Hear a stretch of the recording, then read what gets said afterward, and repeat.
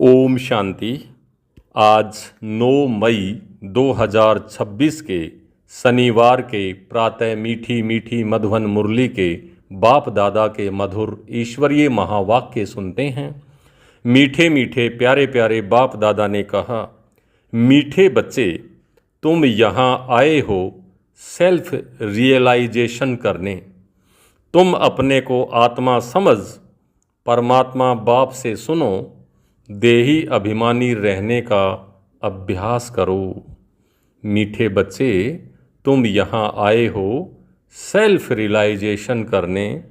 तुम अपने को आत्मा समझ परमात्मा बाप से सुनो, देही अभिमानी रहने का अभ्यास करो। प्रश्न है, कई बार बच्चों से कोई पूछते हैं कि तुमने आत्मा का साक्षात्कार किया है, तो तुम उन्हें कौन सा उत्तर दो?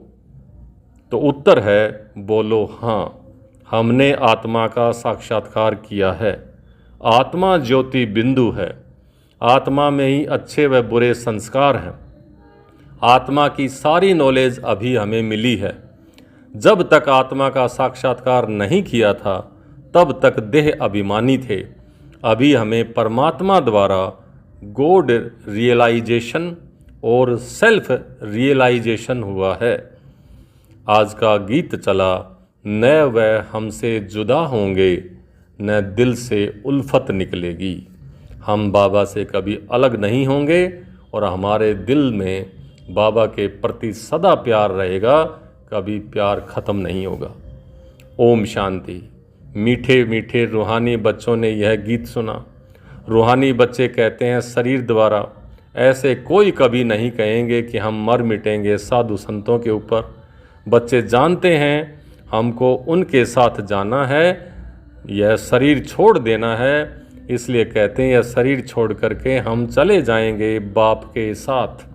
बाप आए ही हैं साथ ले जाने, यह बहुत समझ की बात है। बच्चे बुलाते हैं, हम पतितों को आकर पावन बनाओ। फिर क्या करूं, यहाँ तो नहीं छोड़ जाएंगे। यह सारी दुनिया पतित है। इस पतित दुनिया से पावन दुनिया में ले जाने के लिए बाप आए हैं। हम आत्माओं को साथ ले जाएंगे। यह सारी दुनिया विशेष है, यह भी तुम जानते हो। तुम किसी को विकारी पतित कहेंगे तो भी वो बिगड़ पड़ेंगे। मनुष्यों को समझाना बड़ा युक्ति से है। महिमा करनी है एक बाप की। अभी तुम बच्चों को नॉलेज मिली है, बड़ी समझ से बात करनी है। कहाँ देखते हो, प्रश्न उत्तर करते हैं तो बोलो हम अभी कच्चे हैं। बड़ी बहन आकर रेस्पॉन्ड देगी। तुम कहते हो शिव बाबा समझाते हैं, भगवानोवाच, मनुष्य सब पतित हैं। पतित तो भगवान हो नहीं सकता। पतित पावन को बुलाते हैं, क्योंकि पतित पावन भगवान है। देहधारियों को भगवान नहीं कह सकते।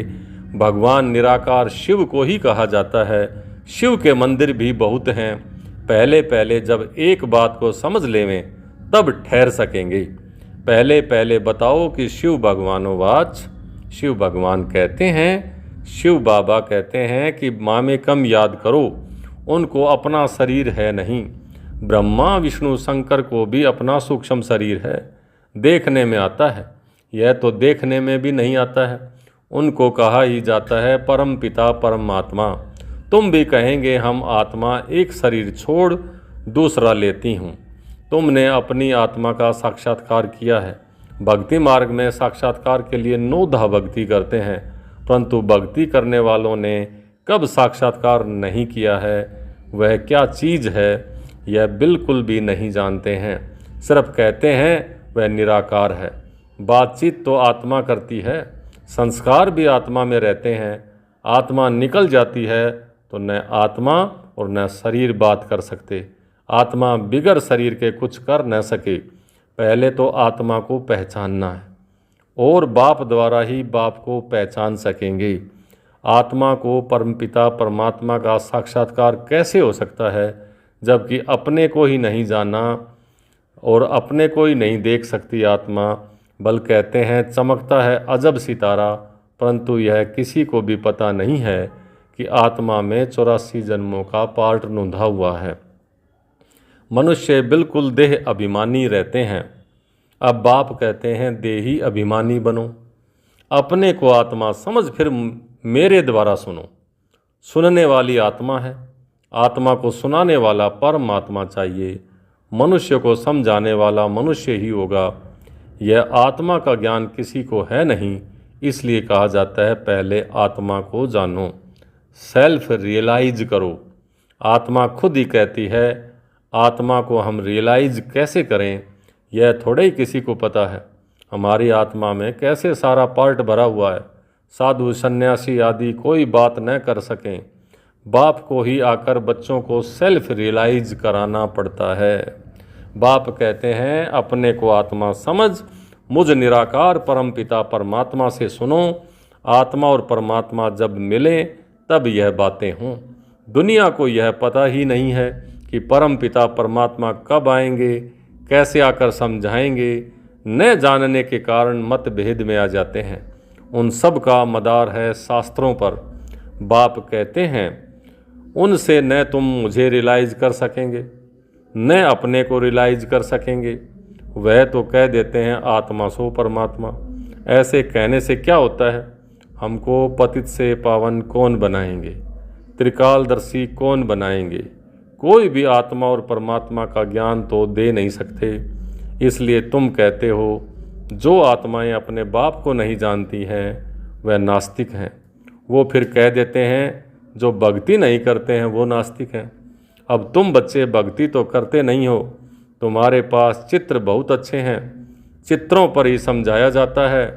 कोई ने वर्ल्ड के नक्शे देखे ही नहीं होंगे तो उनको क्या पता कि लंदन कहाँ है, अमेरिका कहाँ है, जब तक टीचर बैठ मैप पर समझाए। इसलिए तुमने यह चित्र बनवाए, परंतु डिटेल में कोई समझ नहीं सकते। सूर्यवंशियों ने यह राजधानी कहाँ से ली, फिर चंद्रवंशियों ने कैसे ली, क्या सूर्यवंशियों से लड़ाई की? तुम समझते हो सबको वर्षा एक बाप से ही मिलता है। सूर्यवंशी चंद्रवंशी तो विश्व के मालिक हैं। दूसरा कोई धर्म ही नहीं होता है तो लड़ाई की बात ही नहीं। अभी तुम समझते हो हम विश्व के मालिक बनते हैं। ऐसे नहीं कि सूर्यवंशियों से चंद्रवंशियों ने जीता या युद्ध में लिया, युद्ध चली, नहीं, अलग अलग घराना होता है। अब तुम्हारी बुद्धि में यह चित्रों की सारी नॉलेज है। स्कूल में भी स्टूडेंट पढ़ते हैं तो बुद्धि में सारी नॉलेज आ जाती है। छोटे बच्चों को किताब में दिखाया जाता है ये हाथी है, ये फलाना है। अब तुम इस ड्रामा को जान गए हो। यह सारा चक्र बुद्धि में है। ये है सारी नई बातें और इन बातों को ब्राह्मण कुल ही समझेंगे। दूसरे तो बैठ फालतू डिबेट करेंगे। ऐसे भी नहीं कि सबको इकट्ठा समझाया जा सकता है, नहीं, अलग अलग समझाना होता है। कायदा भी है, पहले बाप को आत्मा को समझें, फिर क्लास में बैठें तो समझेंगे, नहीं तो समझ ही नहीं सकेंगे, संशय उठाते ही रहेंगे। तुमको समझाना है भगवान एक ही है, वह ऊंचे से ऊंच है।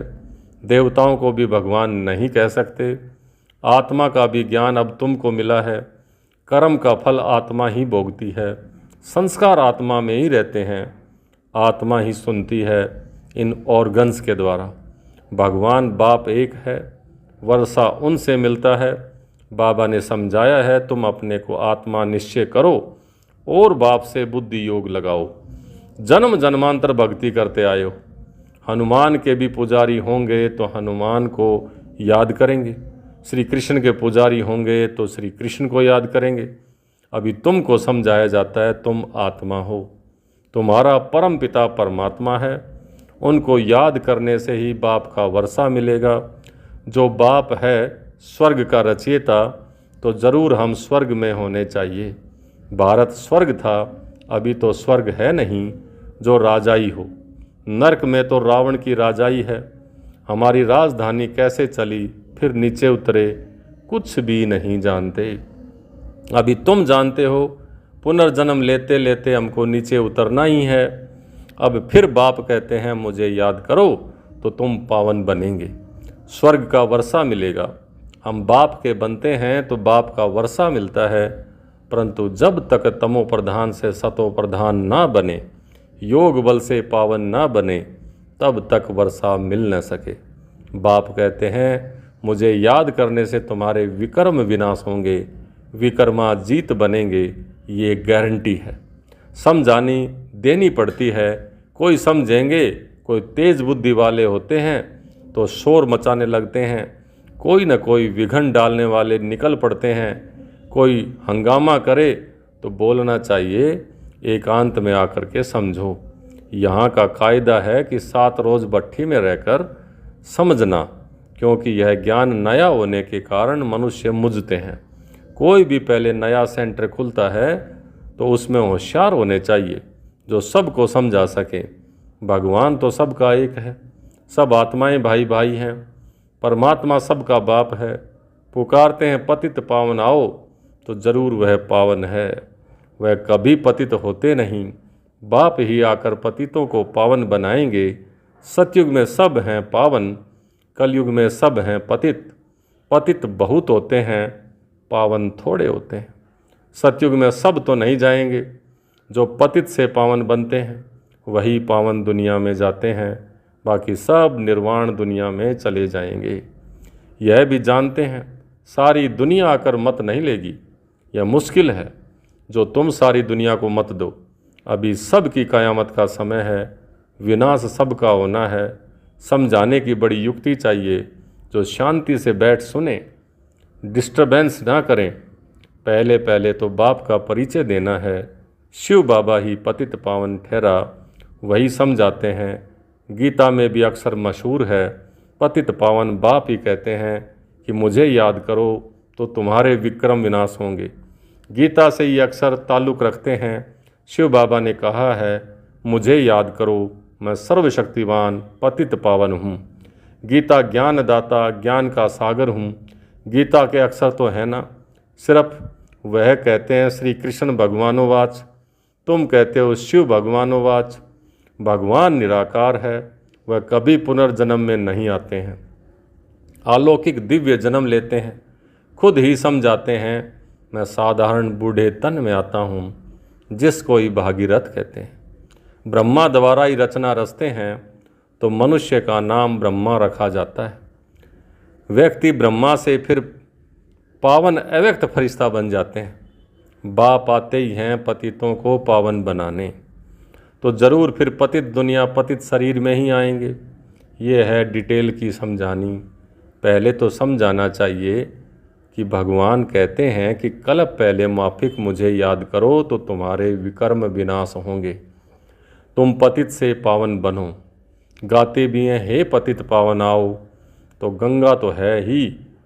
तुम पुकारते हो तो ज़रूर फिर कहाँ से आएंगे। पतित पावन आते हैं पतित से पावन बनाने का पार्ट बजाने।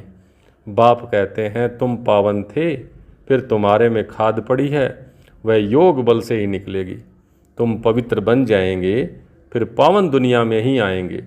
पतित दुनिया का विनाश हो जाएगा। जो समझाया जाता है उसे अच्छी रीति धारण करना है। हम तो सिर्फ ऊंच से ऊंच बाप की महिमा करते हैं, बेहद का बाप समझाते हैं। तुम 84 जन्मों का पार्ट बजाते बजाते कितने पतित बने हो। पहले पावन थे, अब पतित बने हो, फिर याद की यात्रा पर रहने से तुम पावन बन जाएंगे। भक्ति मार्ग से तुम सीढ़ी नीचे उतरते ही आए हो। यह तो बिल्कुल ही सहज बात है। यह तो बच्चों की बुद्धि में बैठना चाहिए। सवेरे उठकर विचार सागर मंथन करना चाहिए, फिर जो भी आए उनको समझाना है। मुरली की मुख्य पॉइंट्स नोट कर देनी चाहिए, फिर रिपीट करनी चाहिए तो दिल पर पक्का हो जाए। पहली पहली मुख्य बात है बाप को याद करना। बाप ही कहते हैं मन मना भवै, मुझे याद करो तो विकर्म विनाश होंगे। अब करो या ना करो तुम्हारी मर्जी। बाप का फरमान तो मिला हुआ है, पावन दुनिया में चलना है तो फिर पतित दुनिया में बुद्धि का योग नहीं जाना चाहिए, विकार में नहीं जाना है। समझानी तो बहुत मिलती रहती है। अच्छा, मीठे मीठे सिक लिधे बच्चों प्रति माता पिता बाप दादा का याद प्यार और गुड मॉर्निंग। रूहानी बाप की रूहानी बच्चों को नमस्ते। हम रूहानी बच्चों की रूहानी बाप दादा को याद प्यार, गुड मॉर्निंग और नमस्ते।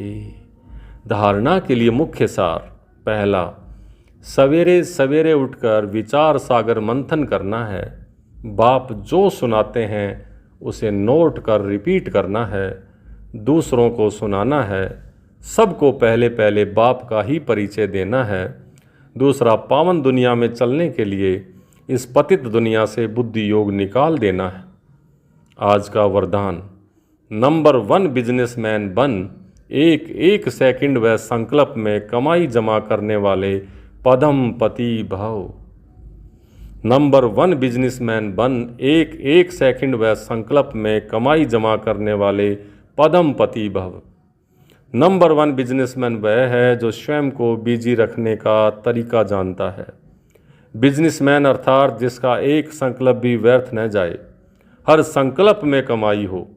जैसे वह बिजनेसमैन एक एक पैसे का कार्य में लगाकर पदम गुणा बना देते हैं, ऐसे आप भी एक एक सेकंड व संकल्प कमाई करके दिखाओ, तब पदमपति बनेंगे।